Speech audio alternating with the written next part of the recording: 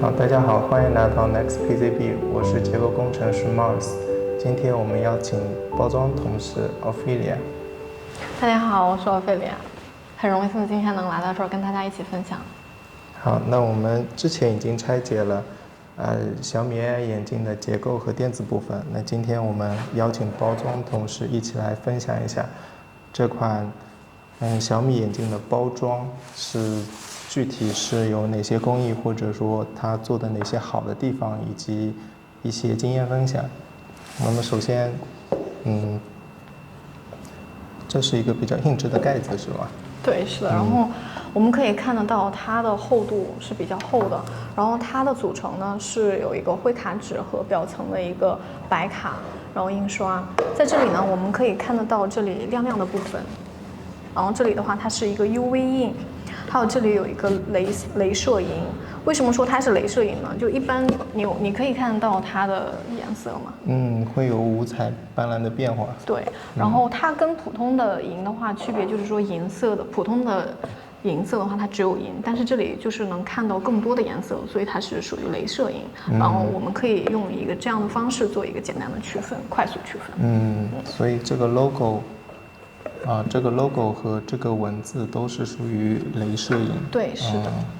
然后这里的还有一个反光的颜色。对，这里就是这个是刚刚有讲的说 UV。UV 可以做到透明吗？UV 的话，它是会让这个图形，就是它所覆盖的部分会亮亮的。明白。那 UV 有哑光的颜色吗？UV 一般是亮光的颜色。好的。好的，这是上盖。取完上盖之后，它里头的布局就是在盒子的当中央有一款眼镜，一款眼镜的盒子。先把它取出来。我们可以看到这个盒子非常的好看，它是一款皮质的，然后它带一定的纹理。这里呢是一个磁吸的，给大家听下声音。然后呢，对，是的。然后它这里非常贴心，然后做了一个提手，方便我们来打开。里面的话，它是一个植绒的，而且这款盒子其实做的非常的漂亮。比如说，我们可以看得到它的胶基本上是没有溢出的，然后包括它这里的一些细节走线都非常的好看，比较贴合。对，是的。缝隙也比较均匀。对，是的。好的。整个眼镜都用一张塑料薄膜给包起来了。两条腿也包起来了。这是什么材质呢？摸着很软。这个材质它叫 CPE， 它的话会比 PP 的带子要更柔软一些，并且它的质感可能会更好一些。我们常常会在一些电子的产品上可以看得到它的身影。那它有什么特点吗？除了软，电子产品它有一些比较特殊的特性吗？有，因为我们其实有一些产品的话，电子产品它是会需要防刮花的一个效果，然后我们可以很有效的去保护好我们这个产品到客户手上的时候，可以让它不被刮蹭，然后不会有过多的划痕。这是一个非常好的材料。它环保吗？不环保，别问。好的。那紧接着里头有两张。一张软的，一张硬的纸，这两张纸分别有什么区别吗？这个是铜板纸。我们一般的话，说明书或者是我们的这种操作的快速上手的这样的一个产品，我们都会是用铜板纸来。然后它也是就是如果说克重越重的话，它是越厚的。然后呢，这个材质它厚是因为它是白卡纸。白卡纸。对，然后它是因为它是需要一定硬度，所以它不可以用铜板纸。铜板纸的话，它第一个是比较薄，然后第二个是就相对会柔软一点。但白卡纸的话，我们是可以满足一些支撑的功能。然后还有一些其他的造型，然后结构上的一些设计会需要到它。所以它们都是可以正常印刷的，只不过它会更定型更好一些。对，就它们的功能区分会不一样。那它们触摸起来也有手感上面的不同，这个好像更柔和一些。对，这个是材质决定的，并且因为它这个纸就比较薄，然后你摸起来会比较就柔软一点。然后这个其实它表面有一层膜，从这里撕开的地方可以看得到，它其实是有一些膜的。然后它呢就是可以让我们首先第一个是它的触感更柔和，然后还有一个就是可以抗划痕然后可以更好的去保护这个纸张。所以这是在纸上面还是可以敷一层膜？对，是的。那这个有敷一层膜吗？这个没有。没有。好的。这种纸的质感确实挺好的。是的。然后紧接着盒子内部，盒子内部看到有一些配件，我们之前已经把充电器和数据线取出来了。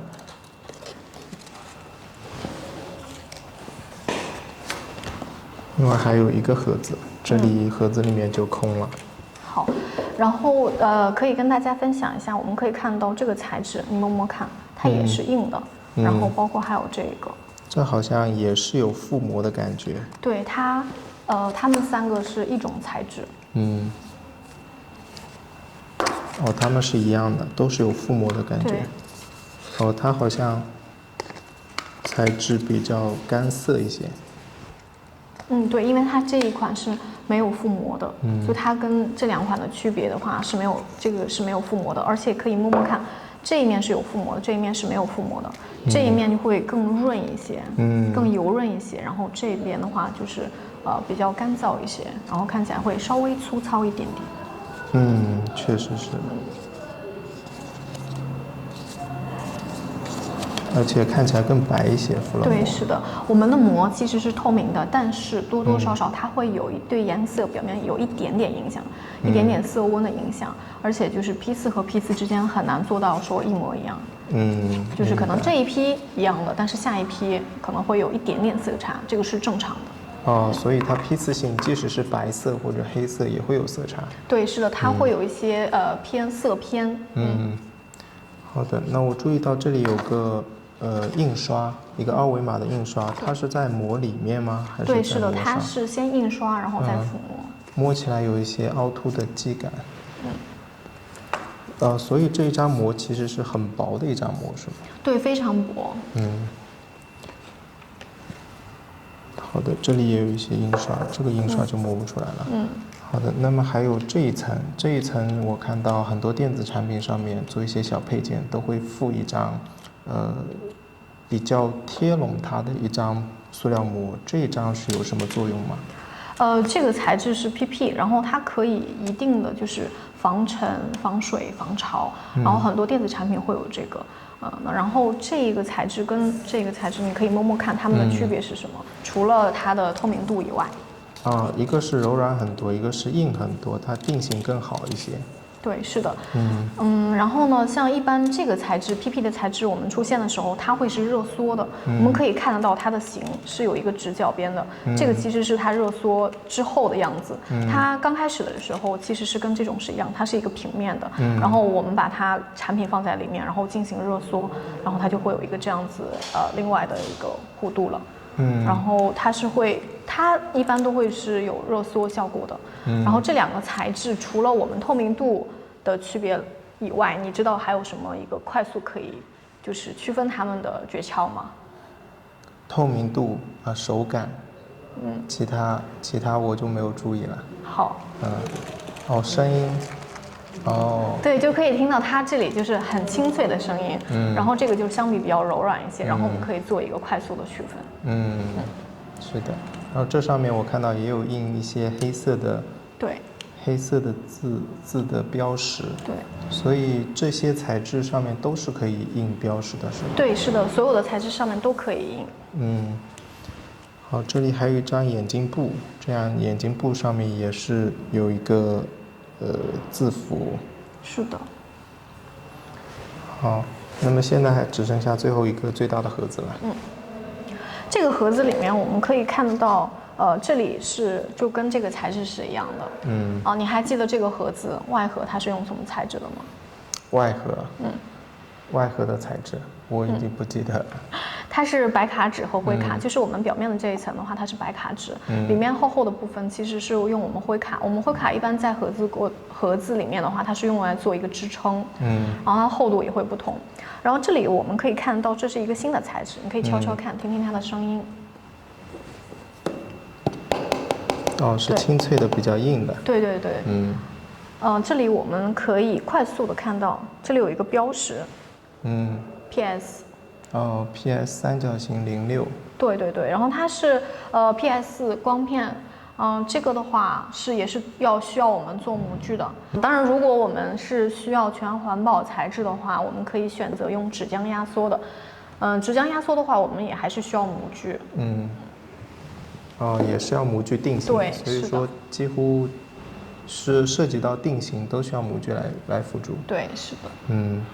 那么我有些问题，像是这种模具和纸浆压缩的模具有什么区别呢？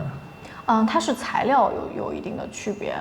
当然，就比如说我们的造型越复杂，它的价格就会更高一些。造型越复杂，价格更高。然后这种是塑料的，刚刚提到是吸塑。PS 对。吸塑的 PS 材料。像有一些我摸起来，有一些产品摸的时候它很软，这是什么原因导致的呢？这个就比较硬。它这个是不同材质，然后它的一些属性导致的。好，明白。所以 PS 上面还可以接着贴这些，这应该叫白卡纸。白卡纸。还是接着可以贴。所以说塑料和纸类还是可以通过胶水来结合。对，因为它其实我们这一些 PS 也好，然后纸浆压缩托盘也好，它能解决的是我们在结构里面，纸盒结构里面的话会有一个造型，因为我们的纸质的话，它是因为材质的原因，它有一些限制，所以有些造型是没有办法达到。那然后我们就可以用一些做模具的方式来解决这个问题。然后这整一个造型应该也是粘在这个拔不起来，粘在这个盒子里。然后刚刚提到有一个灰板，灰板是包覆在这里面吗？对，是的。我们现在就是你可以就是这样摸一下，它是非常硬的。我们摸到这个非常硬的这个结构就是灰板。所以说给外盒做定型呢是灰板，然后包覆的材料再覆膜。这是一些做表面处理的方式。对，白卡纸，然后加我们的一个哑光的膜，这个是。因为我们看到这个产品整个外形做的都很方正，而且定位都做得很好，边缘都很清晰。那有没有什么失败的案例，或者说在你工作过程当中发现一些供应商做的不是那么好的一些案例分享了？刚好我今天带来一个我们的另外一套样品，可以对比一下，先看一下。这个有一些明显的溢胶。你可以从你的角度上先看一下，你觉得哪些是好的，哪些是不好的吗？很明显两种纸张不太一样，像这一款包装它的纸张会更厚一些，然后这一款纸张会更薄一些，而且它有一些明显的溢胶，边缘的胶有溢出。另外像在折痕上面，这里有很明显的两条痕迹，这两条痕迹是怎么形成的呢？这两条痕迹是这样的，就是我们这一个纸盒它的收口方式是这一面然后折过来，就是这一层呢，这一边是上面一层，这两边然后折过来，它是底下一层，然后呢，因为纸张的厚度，所以我们这里会有两个痕迹。这个也是我想跟大家今天分享的。我们可以看得到这个纸盒，它是非常的平整，它的收口方式不一样。收口方式不一样的话，就我们的一些细节会看到更好的一些效果。我们这里的收口方式都是4个边，这样子。这里。那如何来避免这种情况呢？比如说像这种，它就很明显感官上面不是很完美。我们可以有2种方式，一种方式是这样子的方式，我们可以用4个边，然后还有一种方式是我们可以直接用这个做长边，然后从这里过去，那它只有一个压边的话，会表面上就会平整很多，不会有这2条印。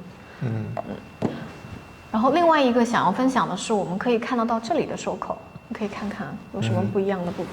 这里有一个比较规整的圆弧，然后这里又发现它有一些破损。对，然后并且它可以看得到，就是它的收口，第一个是破损，然后第二个是它不够平整，然后呢会让这个收口不利落，并且没有那么干净。而且这里的话，它的胶有一点脏，当然这个是因为它是打样的，是手工的，批量会好一点。但是这种方式的话，它出来的产品就是不会有这个方式这么好看。这里的所有的我们可以看到，它都是有一个弧形，然后盖过去的，就会让它的表面很干净，并且收口就非常的好看，很柔和。明白。我看到这些就是灰板嘛。对，这个里面的就是灰板。这些灰板它好像是折起来的，相互折起来，里面也切了45度的斜角吗？对，是的。灰板的话，我们所有的这些包装物料，它来的时候都是平的，然后我们是要做一个刀板。刀板的话，然后我们刀板比较深的印呢，就是可以把它作为一个裁切；浅的印就是可以作为一个折叠。然后这里的话，我们如果拆开的话，就是这个面是这样子的，全部平铺，然后我们用表面的这个白卡纸，然后把它粘合固定起来。明白了。那通常，比如说像这些问题，这些比较明显的问题，在 Next PCB 做 DFM 的时候，可以把它规避掉吗？或者可以。一般情况下，如果比如说我们的客户要求比较高的话，那然后我们可以去指定一些工艺，然后或者说当然有一些客户，比如说我不是很清楚，但是可以拿着一些照片过来给我们说，我想要这样的效果。你可以不懂工艺，只要找到这样的照片给我们做示例，那我们就可以说按照你的需求，然后去做这个。那然后还有一个是。当然，就是我们不同的客户的话，大家要求的性价比是不一样的。然后我们也可以根据产品的价值，然后去选定到底要什么样的工艺或者说材质。